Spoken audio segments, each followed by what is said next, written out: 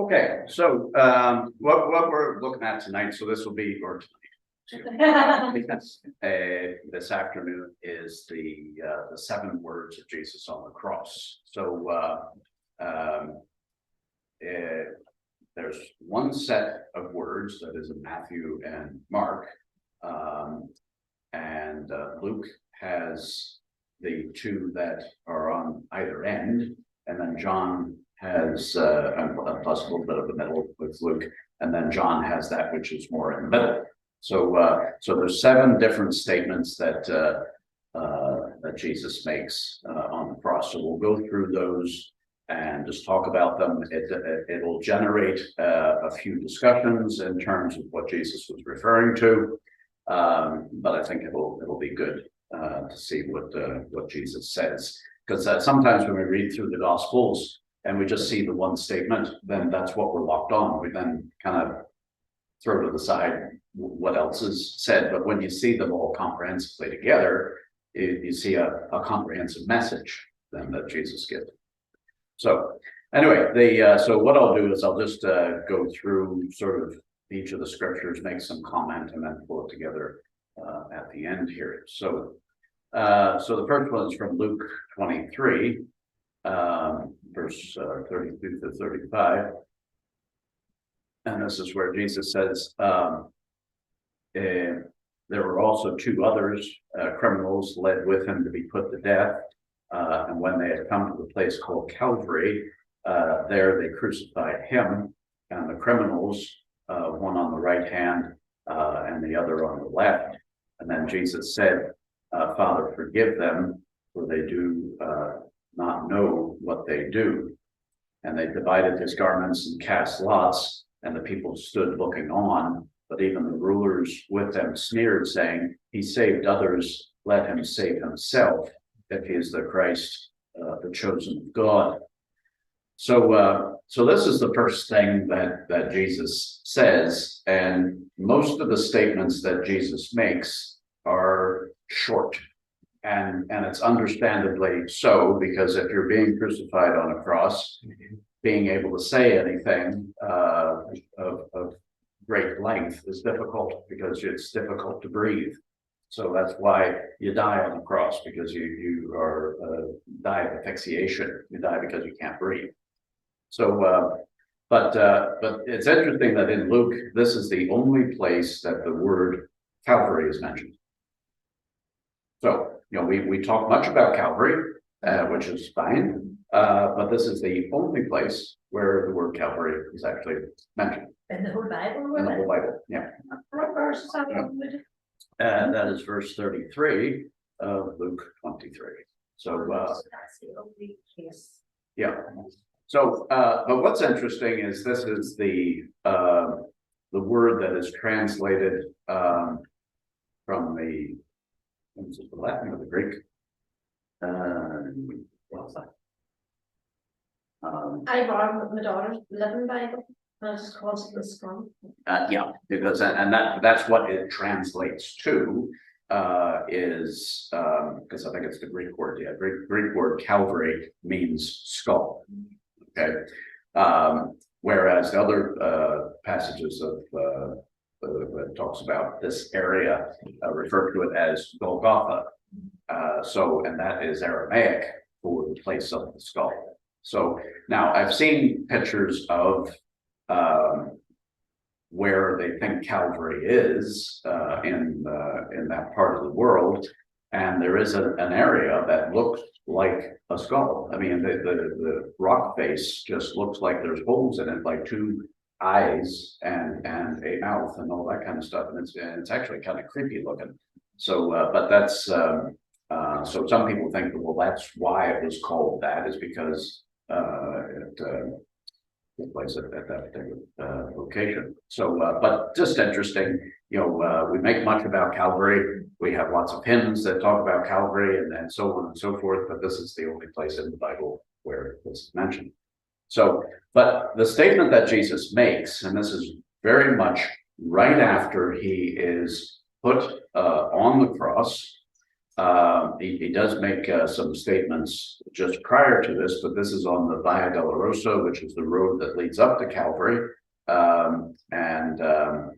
But it is here that he is crucified, because that's what it says. And they came to a place called Calvary. There they crucified him. So he was then nailed upon this cross beam, and then they hoisted him and then put him on top of the pole. And and usually it was let down a bit of a thud, so that was, it was just a real crash like that.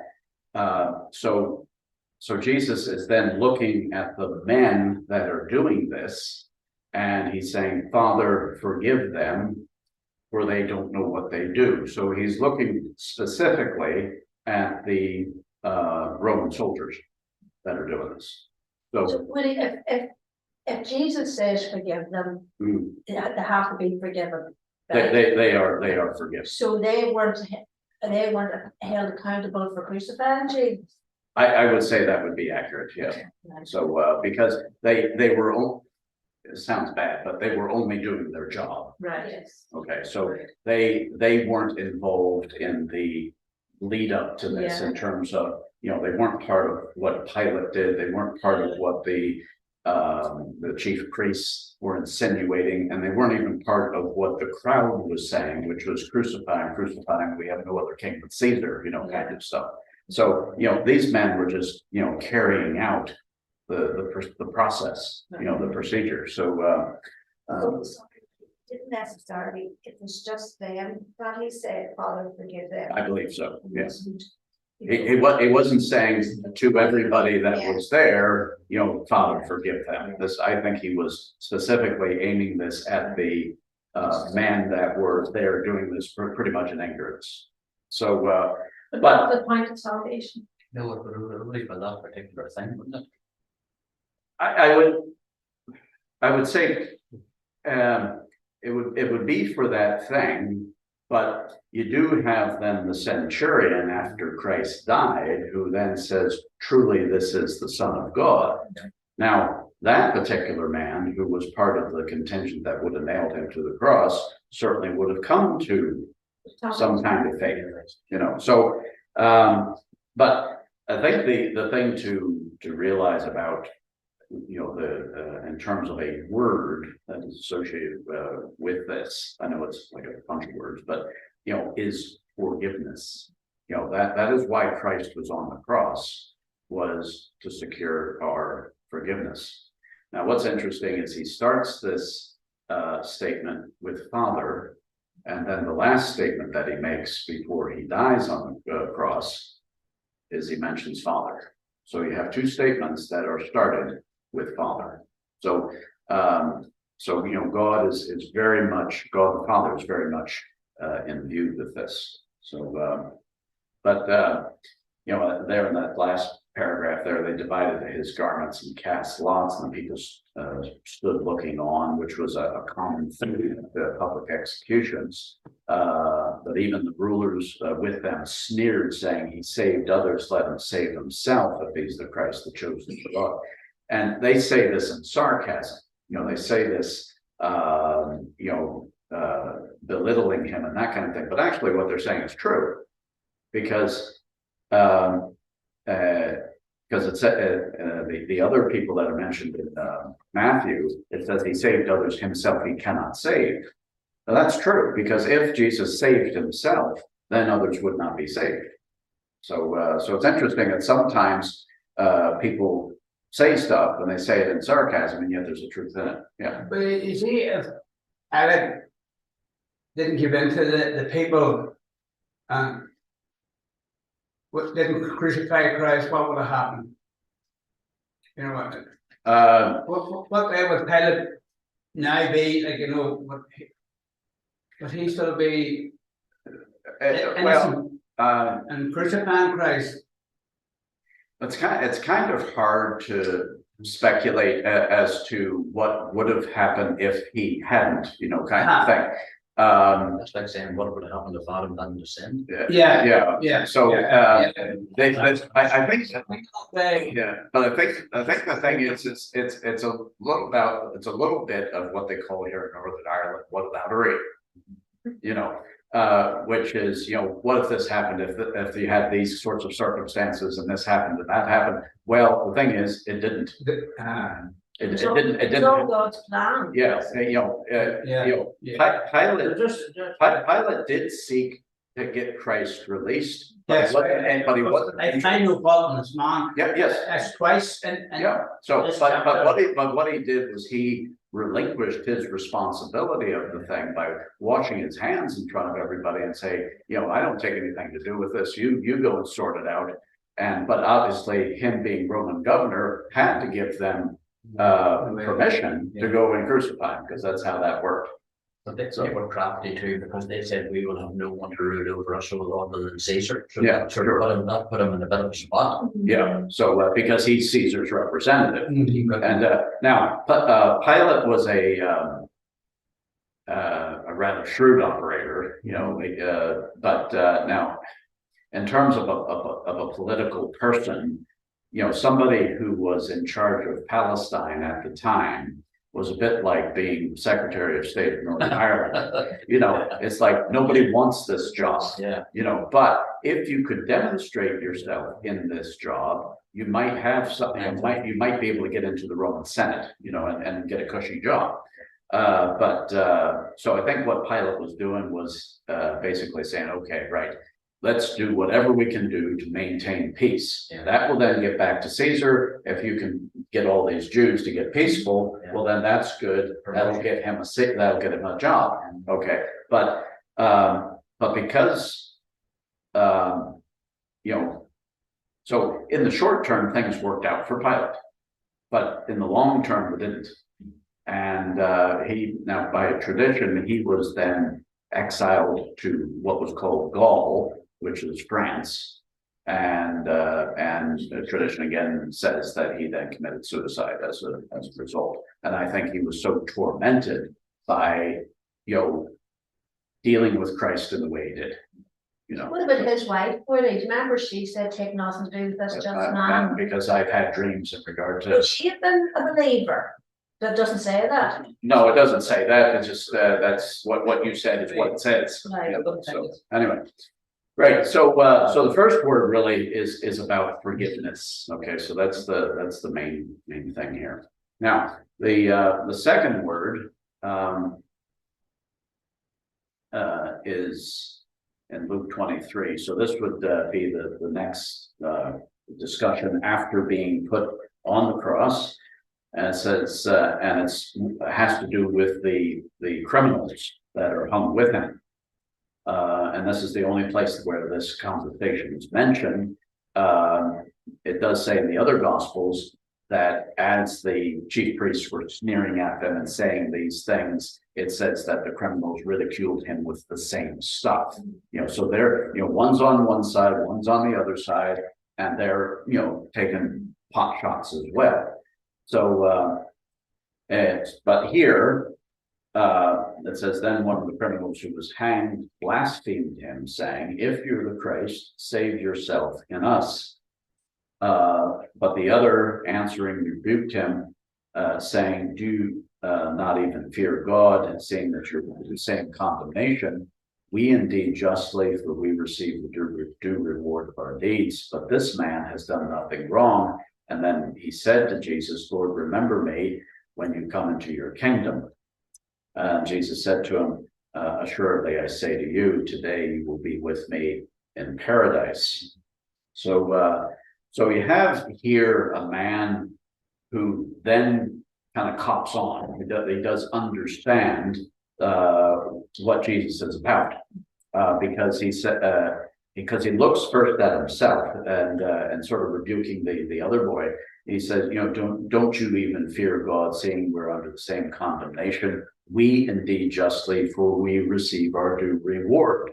So he understands that he is a sinful person and he deserves punishment. You know, remember a lady said to me one time, she says, you can't be saved until you know you're lost.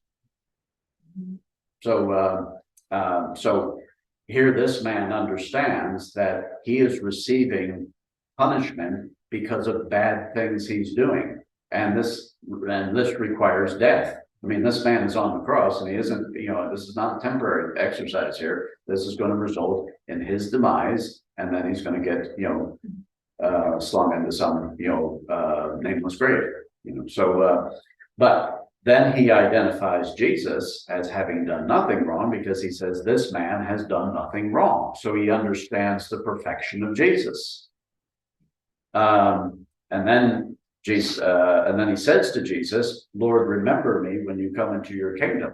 So he understands that Jesus is the king. Even though he is on a cross, he is the king, and that he has an eternal kingdom that he is going to secure. And he asks the Lord, he says, remember me. Now, he doesn't demand of him. He just says, remember me when you come into your kingdom. Now, Jesus then says to him, assuredly, I say to you, today you will be with me in paradise. Now, this then brings up the question of what's paradise. Okay. All right. Now, okay, I watched a rather protracted video this morning, which I had seen some time ago that my aunt had sent me, which was explaining these things, and I thought, okay, this is good. Okay, so it's very concise, very biblical, because basically what we have in our minds when it comes to eternity is that there are two places. One's called heaven, and there's one called hell. Right. Okay. But the Bible talks about other places. Okay. So now there's a couple of Greek words that are, and also a Hebrew word that is translated hell in the King James Bible, but they're very different types of words, and they refer to different things. Okay, so everybody's probably heard of Hades. Okay, now, generally when we hear about the word Hades, we synonymize that. In other words, we line it up and say, oh, that's hell. That's what the King James Bible does, is it translates the Greek word Hades as hell. What it literally means is a place of the dead, or a place of departed spirits. Okay, so there is also a place that is referred to as Gehenna. Jesus, when he was talking about the place where the worm does not die and the fire is not quenched, because he says it's translates better to go to hell with one arm as opposed, or go to life with one eye or one hand or whatever, as opposed to going to hell, as some of the Bible translations say. But the Greek word is Gehenna, which actually was referring to a very physical place just outside Jerusalem, which was the landfill where everybody dumped their trash. And because it was there that you had methane buildup and a lot of smoke and a lot of heat. And it was so people looked over the south edge of the wall of Jerusalem and looked down in the valley of Hinnom, and people referred to that as Gehenna. Now, but Jesus was referring to that as a place of ultimate punishment. So that was hell. Okay. Now, in the Old Testament, there is a reference to the place of the dead, or some people would translate as the netherworld. In other words, a place that is kind of under the earth. Okay, place of departed people, place of the dead, and that is referred to as Sheol. Okay, so if you read in the Old Testament, it talks about Sheol. Now, when you're here on the earth, you're born, God gives you a spirit. Okay, it gives you a soul. Now, that emanates from God. Now, here in the earth, then you have a choice. God then presents the gospel, and you choose. And it's a bit like the narrow gate and wide gate.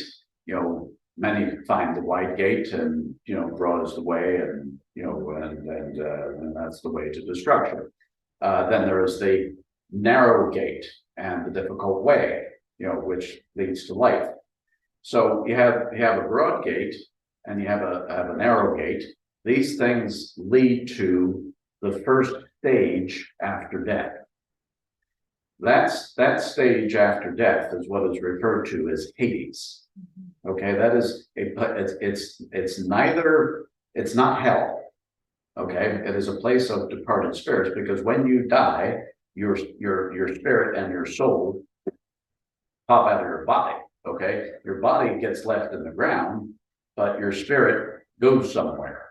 Okay, so now if you remember the story about Lazarus who dies, not Lazarus, but Mary and Martha Lazarus, but the story that Jesus tells about Lazarus, who was had difficult times on the earth, and he was waiting for the crumbs to drop from the master's table and all this kind of stuff. He then goes to Abraham's bosom, and then the rich man, he goes to a place of torment in Hades. Okay, so Hades has two compartments. Hades has one compartment, which is the place of torment, which is where the people that didn't trust Christ go and wait. They're a disembodied spirit because the resurrection hasn't happened yet. Okay, so, and then where the people who did trust Christ go in this waiting place is paradise. So it is a reference back to the Garden of Eden, because the Garden of Eden would have been considered as a place of paradise. It was a perfect place. So, but it's paradise, you're separated from your body. So your man on the cross dies, his body's hanging on the cross, but his soul goes to be with Jesus in paradise. And but that is all part of Hades. Okay, again, it's not, Hades isn't hell. If you died now, would you go to, if you died and you weren't saved, would you just drop into hell, or would you go to Hades? No, you go to Hades, and specifically in the compartment of where it is referred to as the place of torment. So the judgment? Not yet. So what the Roman Catholic Church teaches mm-hmm. a lot about Hades, that's where you go and that's where they wait and. Well, and that would be more teaching about purgatory. They have this other place called purgatory, and then they have another place called limbo. So I've often heard that they have to pay their way in. Yeah. Now, if you are in purgatory, which the Bible doesn't teach about purgatory, because basically purgatory is a place where you didn't quite make the mark. Yeah.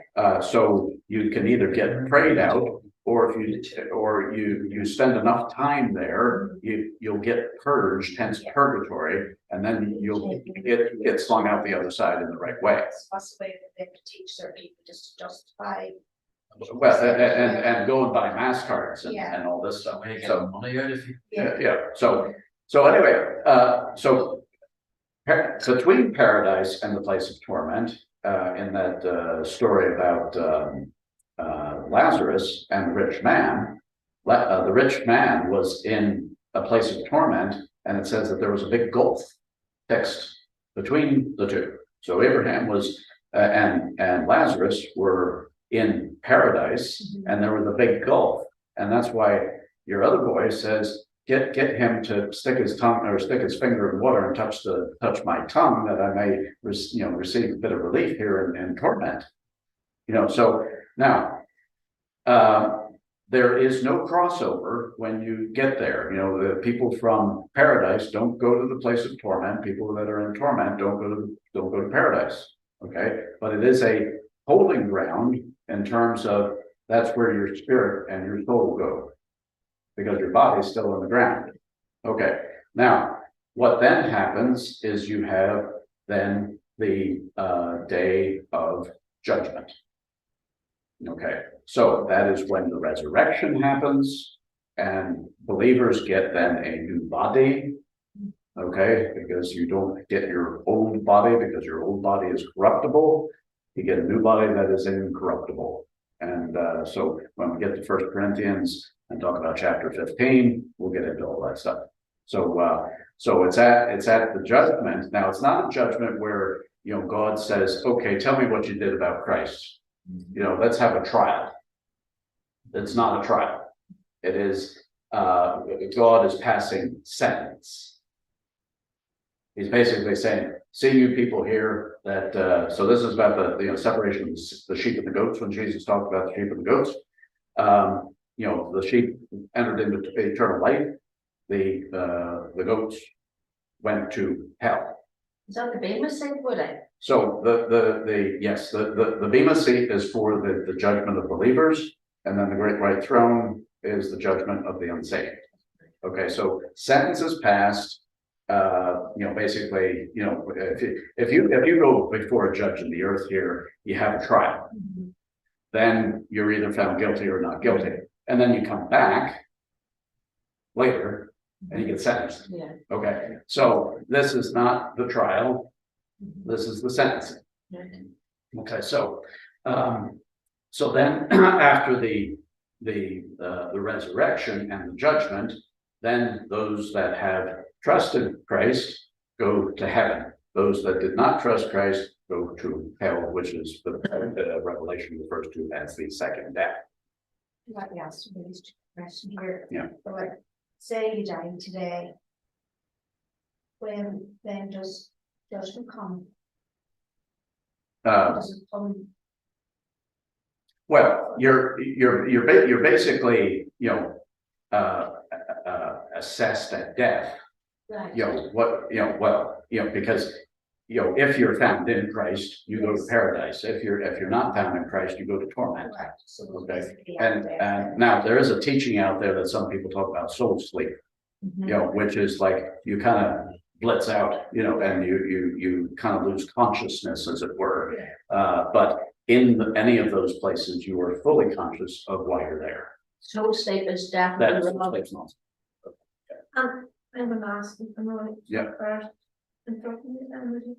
And it says, and today you'll be with me in paradise, so Jesus is going to paradise? Yeah, now he's doing what Jesus is doing is he's going there because there are souls from the Old Testament that have died, departed, their bodies are, you know, not with their Yeah. souls, and so he's going there to basically pull the whole redemption exercise together. That's why it's going to paradise. Yeah. Right. So This is really good. So Jesus can go into paradise and then go on to heaven to be with the Father? and Yeah. Be sitting at the right hand of God, that makes sense? Yes, but well, how I would look at this is once you start venturing into outside of Earth, then, okay, then you're entering into the realms where time doesn't play a role. So, you know, and this is why Paul would have said, you know, to be absent from the body is to be present with the Lord. So, you know, what is important really at the end of the day, you know, we can talk about all these mechanics and, you know, when things and all that sort of stuff, but what's important is you are with Christ. Yes. Yeah. So, and Jesus is Not king. Hades, Yeah, not Hades. no, yeah, well, yeah, Hades is this kind of overarching sort of description of a holding place. Paradise is on top, nice place. Torment is on the bottom end of Hades, which is a bad place. Okay. So, but it is all that, you know, all that is Hades. Because So sinners are taken actually out of Hades to be sentenced to be, and then they go to hell. that's correct. Is the hell a lake of fire? That's correct. Right. Yeah, okay, so, I hate this, so the other Spanish works, but that comma after you. after you. Today. You cheat that comma and put it after today. Oh, do I say to you today? you will be with me in paradise. Uh, My daughter pointed out to me that there was no punctuation in the original scriptures. No, But I think the comma is in the right place. right, okay. I think the Jehovah's Witnesses use that. They do, Even if they talk about a new heaven and a new earth, they Yeah. believe that. But I thought about it for a while and then I thought, no. Yeah, I mean, there's a whole, in fact, what I'll do on, what's up here is I'll put that video. It's about 32 minutes long. It's quite long, but it is very, very good, and that'll clear up a lot of I'm trying to encapsulate within 5 minutes. Well, that makes a lot of sense to me, because I could not understand, So, you know, where did you go after you, if you weren't saved, did you just drop into hell or? you know? yes, so, yeah.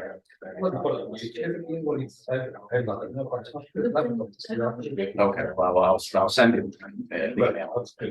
Okay. Right, okay, so that's that big discussion there, because some people get some confusion about these things. Don't think what the heaven, they don't care where it is. Yeah, your final destination is that, that's great. And what work we're now thinking about. Okay, so now let's look at the third word. Which is in John 19, and this is one that we've looked at quite a lot, but I do want to make another comment about it. So, and that is, now there stood by the cross of Jesus his mother's sister, Mary the wife of Clopas, and Mary Magdalene. When Jesus therefore saw his mother and the disciple whom he loved standing by, he said to his mother, "Woman, behold your son." And then he said to the disciple, "Behold your mother." And then from that hour, the disciple took her into his own home. Now, this is where I believe that Jesus is taking responsibility for his family. Now, as I thought about this, I thought, you know what? Joseph is failing. Because if Mary had Joseph alive, Jesus would not have had to make provision for her. So if the father, or Joseph was dead, then the oldest son would have responsibility for taking care of the mother. And this is what Jesus is doing. So this is why I pretty much firmly come to the conclusion that Joseph has passed away. So Jesus is taking care of his mother, and it's interesting that Jesus actually never refers to his mother as mother. He always says woman. So and again, this is where the Catholics would then say, could say, if Jesus referred to her as mother, then they would get hyper about that and say, well, there we go, mother of God. But he never refers to his mother, his earthly mother, as mother. It's always woman. But if that was the case, why did Jesus not say, James and Judas would have been, or Jude would have been his brothers? Why did Mary not come home with them? So they want to leave. They weren't believers, and it was up to Jesus to sort this out. Right, Okay, because he was the oldest. right. So he asked John. He asked John the Apostle to take care of. Now, as it says there, from that hour the disciple took her to his own home. That may have been, that wouldn't have been immediately to his home, because his home, see, this is Jerusalem. John's home is in Galilee, which is a good lot of miles up the road. Probably what took place was that John took Mary back to the upper room, left her there, and then came back. So that he could then hear and witness what then Jesus would continue to say. It is actually recorded in the scriptures. But James, the brother of Jesus, became the head of the church in Jerusalem. Yeah. Josephus, the historian, records that between one of the Roman governors going and the new one arriving, there was a little bit of trouble. Mm, And Caiaphas took the chance to get James, the brother of Jesus, stoned. mm. That's referred to in Josephus. Right, It's not in the scriptures, Yeah. but it's referred to by the historian Josephus when he took him out. Be stoned. So James, Jesus' brother was stoned. Well, according to according to Josephus. Josephus. Yeah, because the James that's executed in Acts is James the Apostle. That's correct. Yeah. So there's, different Jameses. It's like there's a pile of Marys and, a pile of Jameses, pile of Phillips and stuff. So now I don't want to sort of sit with this terribly long, but other than to say that Jesus took responsibility for his family, even on the cross. He takes his responsibility very seriously and follows through with it. Now, the fourth word here is now in Matthew 27, and it says, from the 6th hour until the 9th hour, there was darkness over all the land. About the 9th hour, Jesus cried out with a loud voice, saying, Eli, Eli, lama sabachthani? That is, my God, why have you forsaken me? Some of those who stood there, when they heard that, said, this man is calling for Elijah. Immediately, one of them ran and took a sponge and filled it with sour wine and put it on a reed and offered it to him to drink. And the rest said, let him alone, let us see if Elijah will come to save him. And Jesus cried out again with a loud voice and yielded up his spirit. So now that verse 50 there, we'll see those particular things in John and in Luke as to what those statements are. But so the first batch of statements is done before noon. So in the first 3 hours, Father, forgive them, they don't know what they're doing. Their discussion with the thief on the cross and Jesus dealing with his mother and all that stuff. So now we get to noon, on to 3 o'clock in the afternoon, and there is darkness over all the land. Now, this is not an eclipse of the sun. This is not some bad thunderstorm. This is dark. Okay, so this is where there is this conveyor belt of sin that is being levied upon the Lord Jesus Christ. And so each individual's piece of stuff in its sewage likeness is being presented to him for judgment. And I believe that Jesus had a choice whether he was going to die for it or not. But he looked at each one of you and saw your conveyor belt of stuff coming down the line, and he says, I will die for that. I will take all that upon myself. So over a period of 3 hours, this is levied then on to him. And it's like the sewage of the world being dumped upon Christ. And so Christ is now dirty, not with his sin, because he had no sin, but he's dirty with our sin. And as it says in 2 Corinthians 5:21, he who knew no sin was made sin, that we might become the righteousness of God in him. And this is a very poignant verse for me, because it speaks to me about how alone Jesus became. And you may have heard me preach a lot of years ago in the church one time, but I was talking about, when my mother died, I was very, very lonely. And it was where then about 8 years after my mom died, that I was sitting on the bed with sitting with my aunt, whom some of you met when she was here back in May. In dealing with my mother's death, I was always, running up to the emotional brick wall, which was you talk about it, and then if you started to feel like you were going to cry or get upset, then you backed off. And so I never cried about my mother's death for 8 years. So, but then I'm sitting with my aunt, and she's and I am talking about it, going through all the clinical business of my mom's death. And then hitting the wall And I was about ready to back off, and then my aunt says to me, "It's okay, just let it go." And so we went through 2 boxes of Kleenex that night. So I was then sitting on my bed in my aunt's guest room, and it was like the Lord came and sat with me on the bed. And it was one of those experiences where the presence of God was undeniable. And it was like God the Father sitting with me, because he was talking to me about his son. And he says, "Do you remember my son? And my son was in the Garden of Gethsemane when all the disciples forsook him and fled." Jesus was alone in the earth. And then God took me to this passage, and he says, "You see, my son, he was forsaken. And so he was alone in the universe."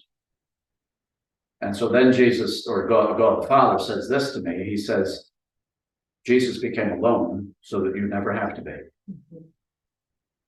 It's lovely. And that dealt with it. You will never be alone. And that dealt with me and my mother's death. Yeah.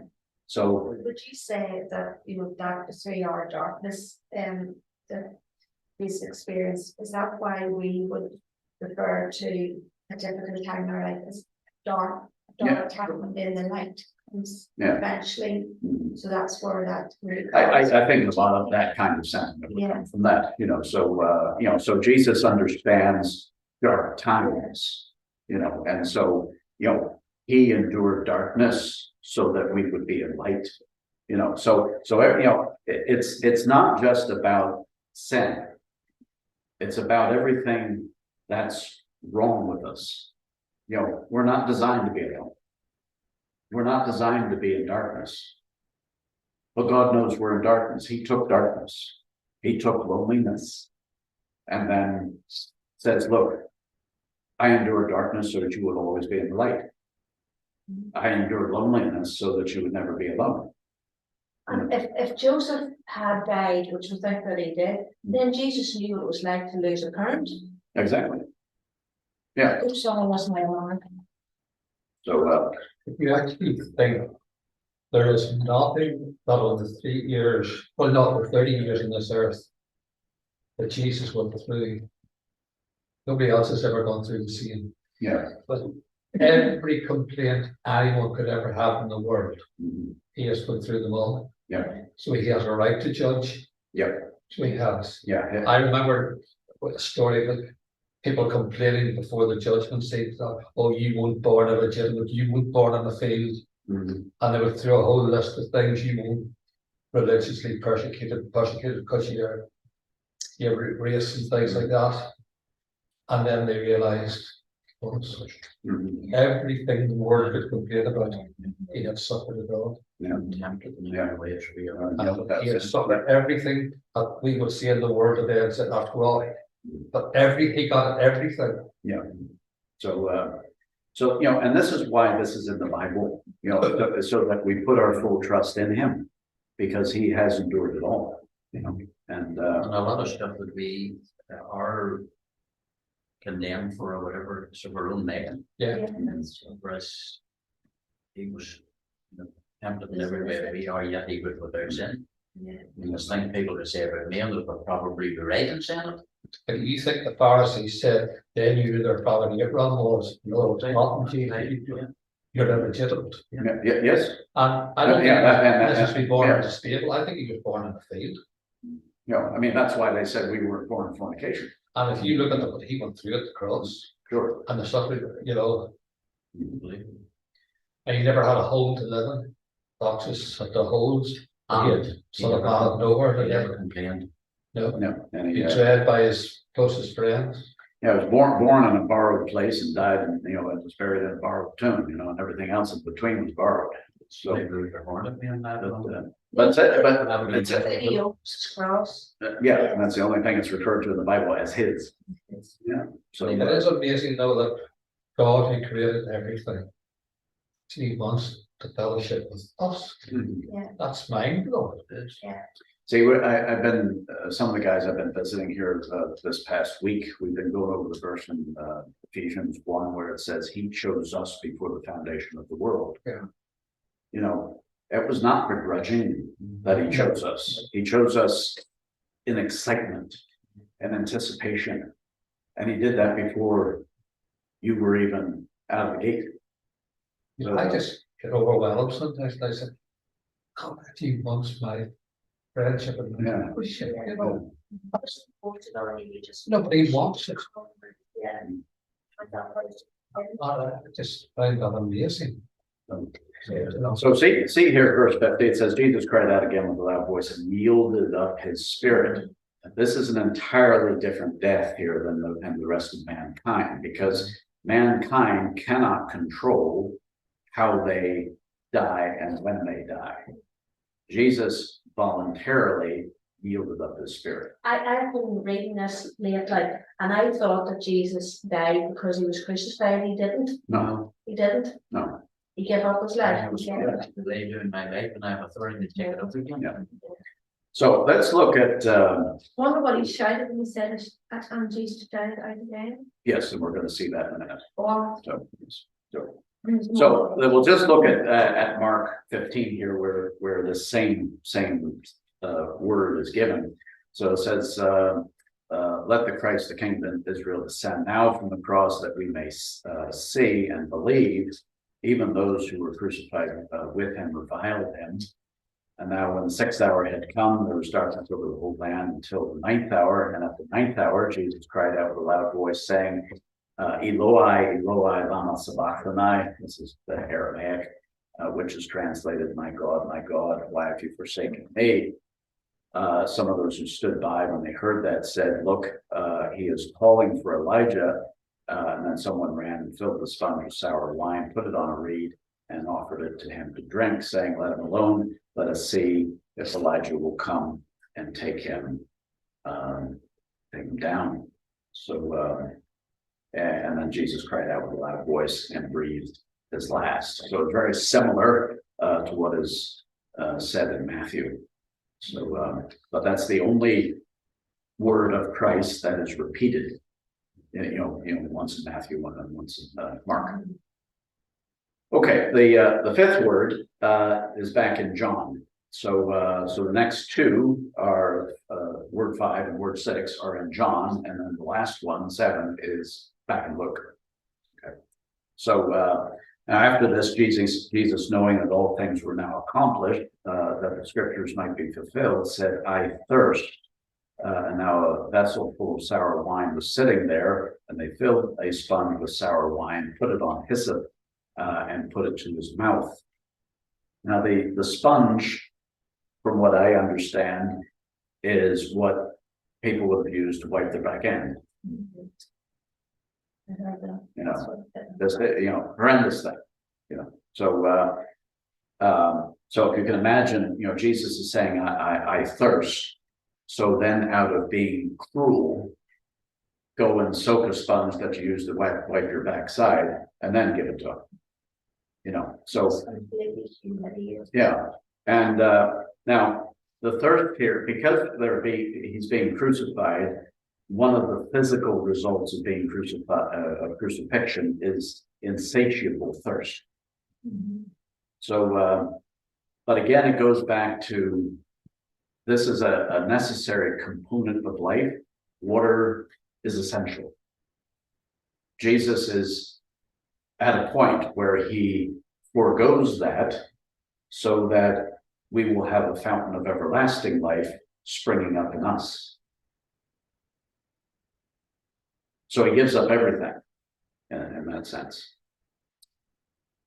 So, Why would they have given? Obviously, that sour wine was the gall, that there was the painkiller in. no, there was no gall in this. The gall was given to him earlier, and not at this particular stage. There was this was when Jesus was given sour wine mixed with gall in the early part of the crucifixion. Oh, right, okay. Okay, and here at the end of the crucifixion, because he is saying this, then they did it also after, he was saying, like, all right. Right, so we apologize for the hiccup there, so we're back on. Now I patched through my phone, so for whatever reason, wire has not. But the connection to the church is. Thank you, so anyway, so we're patched through my phone, so anyway, you probably remember that time when I was up at my house and we were trying to do, and I ended up having to download the PowerPoint onto my phone, and then we did the Zoom through my phone, and it was like, See, you know what you're doing. so it was- Everybody's doing this technology. Anyway, let's get the camera. Hello. Okay, right. So let's look at the next word, sixth and seventh word. And then so this is comes right at after where Jesus says, "I thirst." So in John 19, verse 30, it says, "So when Jesus had received the sour wine, he says, 'It is finished.' And bowing his head, he gave up his spirit." So now this "it is finished" is a very, very significant word. So, and it is one word in the Greek. It is tetelestai. Just what he would have said. Yeah, that's what would have been recorded in the Greek. Now, likely would have said it in Aramaic, but Well, it would have been one word. it would, yeah, would have been one word.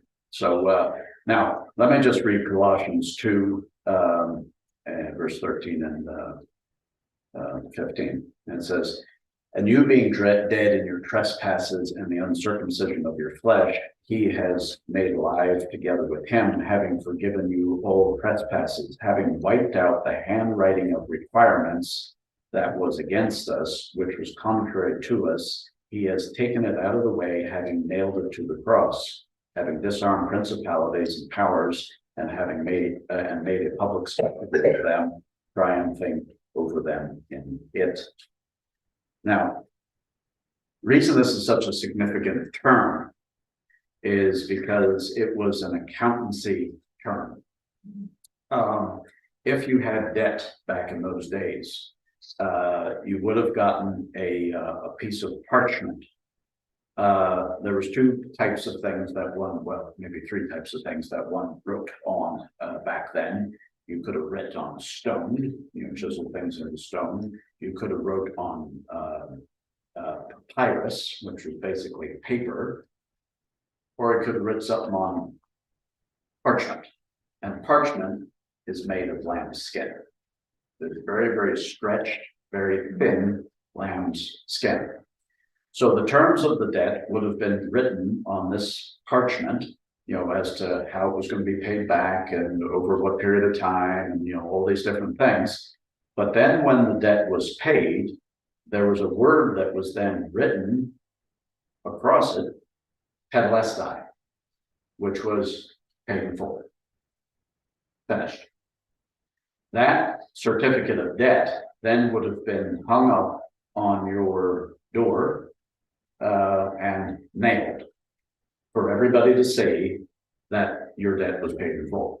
So if you had like a mortgage or something like that, then, it has terms of mortgage, blah, blah, blah. And then at the end of it, after the last payment, tetelestai, nailed up. So Jesus was then our certificate of debt. The sin of all our stuff was then written into him. It talks about how he was scourged, and by his stripes we are healed. So, during the crucifixion and leading up to it, our sin was written into him.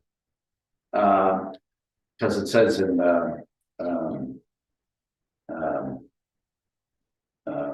First Peter, it says,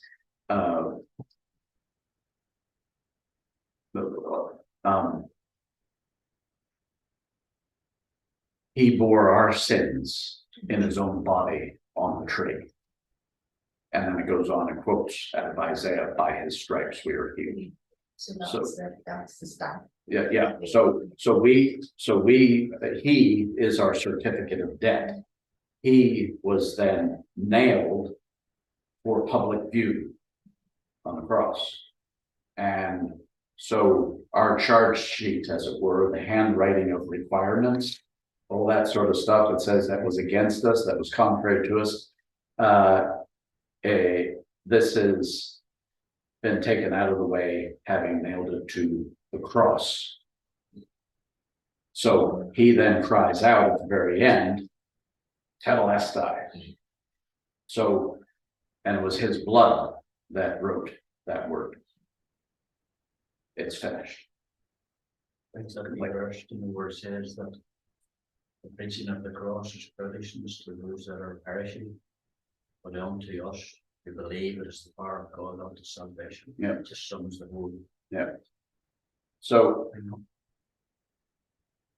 You know. I found this little graphic, which I thought was good. And it, I don't know if you can see it. It says charged with crimes against the king. That's the parchment. And then Tetelestai is written across that. And it's nailed to the cross.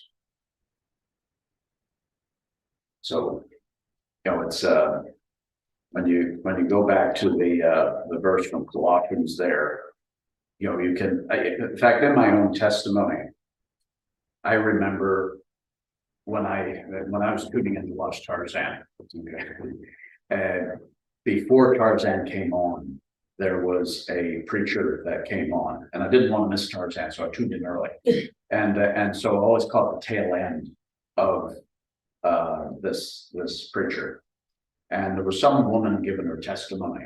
Now I'm only 10, and I'm watching this, and so now this guy wouldn't have been an evangelical at all. And he had this woman get up and say, well, how I dealt with my sin was I wrote it down and I threw it into the fire. And that was the first time I was ever challenged by wrongdoing. And so I thought, well, if that's all you need to do, just write it down, pitch it into the fire, and voila. I mean, I didn't know that I was not right with God or anything like that, but God was challenging me there and says, there's things within you that aren't right. So, but the devil was then giving me this strange kind of mechanism. So I, as a 10-year-old, I went, okay, that's easy because I'm a good kid. I could write things down on one sheet of paper. I've said a bad curse word here and there, but not like lemons up the street or whatever. So but you see, when I tried to write it down, I went, there's too much to write down. There's too much to write down. And I gave up. I just went, can't be bothered with this. And then it was after that God, by his grace, started to share the gospel with me. And it's just interesting how God used a non-evangelical preacher boy before Tarzan came along at 11:30 in the morning, to talk to a 10-year-old boy. I mean, you couldn't write it. So It's just a mystery, isn't it? So things like verses like this mean an awful lot to me, because I realized that there was a charge sheet. There was a handwriting of requirements that was against me. It was contrary to me. But guess what? God took it out of the way, having nailed it to the cross. And great words in here, like verse 15, having disarmed principalities and powers. He made a public spectacle of them, triumphing over them.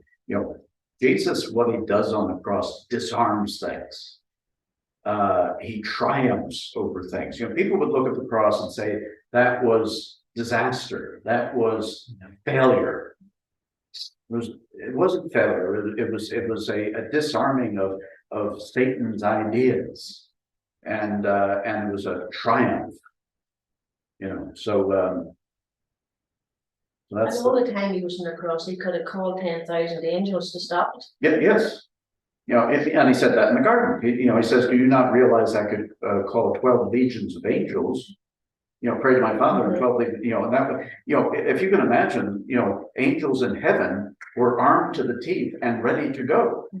Just at a boom, that would have happened. So, but He would call them. Sure, yeah. Yeah, but 12 legions of angels, if we're talking about Roman legions, would have been 72,000 angels. 72,000. Yeah, so You look at the one that it's not the army.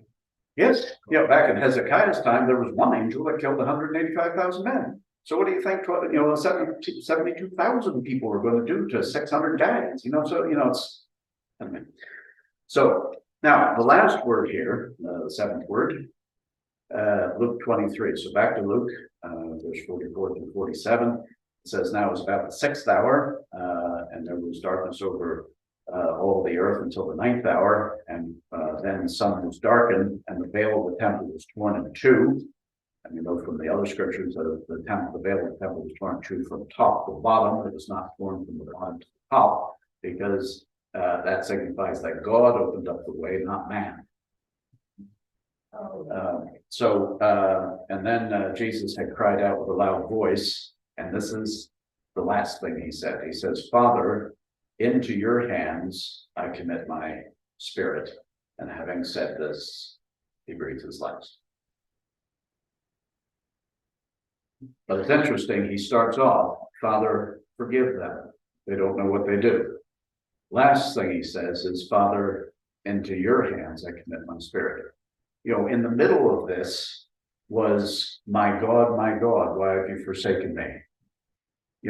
God first had to turn his face away and say, I cannot look at that. I have to judge that. But God was pleased with the sacrifice, and then Jesus is able to commit himself unto the Father. And when the centurion saw what had happened, he glorified God, saying, certainly this was a righteous man. When the other gospels say, certainly this was the Son of God. So just to pull these 7 words of the Christ of the cross together, just in sort of single terms. You have forgiveness. Father, forgive them, they know not what they do. You have a promise that's given to the thief on the cross. Certainly today you'll be with me in paradise. There's responsibility that Jesus takes with regard to Mary. There's forsaken, when he says, my God, why have you forsaken me? Which I think was a very anguished sort of statement, because sometimes when we read the Bible, we just read it very clinically. And there was a cry of Jesus that would have rung out through the land, and there would have been people down the road listening to my God. Because in eternity, Jesus never experienced separation from his Father. And will never again. You think when he was being separated from the Father, worse to Jesus than the physical? Oh, absolutely. Absolutely. Yeah. I mean, when Jesus was in the Garden of Gethsemane and he talked about, Father, let this cup pass from me, that was about the cup of judgment that he was going to take, which was spiritual separation. Right. The physical part, not to sound glib, but was easy. Right.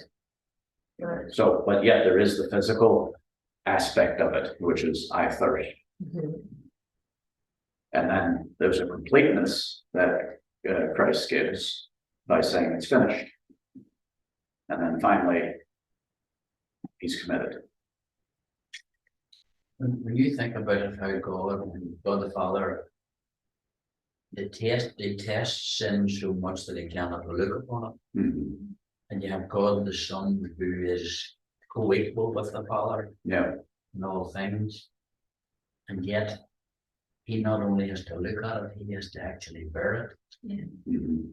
Not to be absolutely And horrendous. this is why in the Garden of Gethsemane, when he said, Father, let this cup pass from me, but nevertheless not as I would, but as you will.